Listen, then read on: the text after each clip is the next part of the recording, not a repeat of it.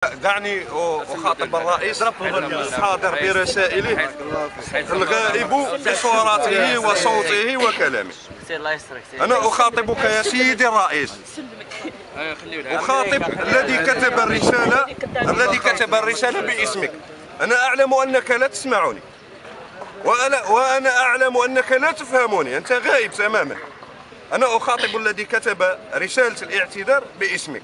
سيدي الرئيس، أنا أستطيع أن أسمح لك فيما أملك، لكن لا أستطيع أن أسمح لك فيما لا أملك. الجزائر ليست ملكي وليست ملكك، الجزائر ملكنا كلنا، فلن نستطيع السماح لك بشخصنا هذا أو ذاك أو ذاك. الشعب الجزائري لا يسامحك سيد الرئيس في اعتدائك على الدستور، في تحويلك إلى الدستور إلى قراص محاولات، إلى قراص وسخ. الشعب الجزائري والشعب الجيجلي لا يسامحك يا كاتب الرسالة في التعدي على المادة التي تحدد عهدتين للرئيس. أنت فتحت العهودات. سيدي الرئيس 30 مليون وصفقوا له. وين كان هذاك البرلمان؟ وين كانوا الريبريزونطون تاع الشعب؟ سيدي الرئيس الشعب فلان والارندو، معليش الحساب اللي كانت مهمشه خليها تخدم. يا كاتب الرسالة، الشعب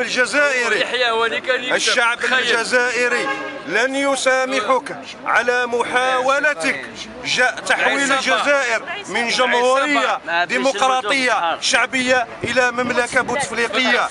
لن نسامحك على هذا سيدي الرئيس، لن أسامحك على تبديد أموالي. أعطيني أين ذهبت 1000 مليار دولار يا سيدي الرئيس باستطاعتنا أن نبني جزائري. لن أسامحك سيدي الرئيس، أو يا كاتب الرسالة باسم الرئيس، أو يا كاتب الرسالة باسم الرئيس. أنا أعرف أنك لا تسمعني، ومتأكد أنك لا تسمعني.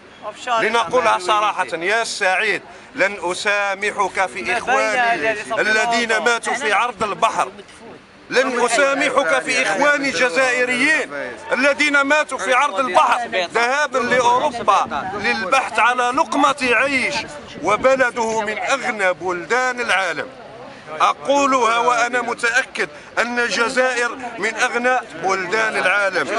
سيدي الرئيس، لن أسامحك على منذ 20 سنة وأنت في الحكم، لن أسامحك على تغييب الشخصيات الوطنية. أنت غيبت شخصياتنا الوطنية، أنت عملت على تهميش إطاراتنا.